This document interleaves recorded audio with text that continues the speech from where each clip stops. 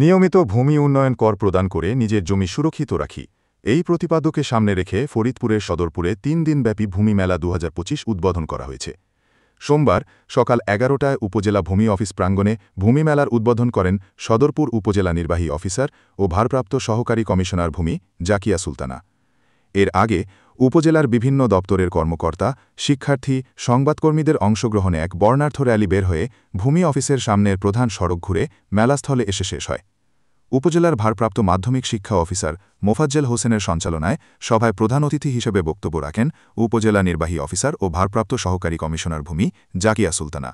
সমাজসেবা কর্মকর্তা কাজী শামীম আহমেদ, প্রাণী সম্পদ কর্মকর্তা ডাক্তার সব্যসাচী মজুমদার, কৃষি কর্মকর্তা নিটুল রায়। আমি প্রথমেই বলতে চাই, আমাদের যে ভূমি সেবা সপ্তাহ ২০২৫ এটি প্রতি বছরই সারা বাংলাদেশে প্রত্যেকটি জেলায়, প্রত্যেকটি উপজেলায় পালন করা হয়ে থাকে।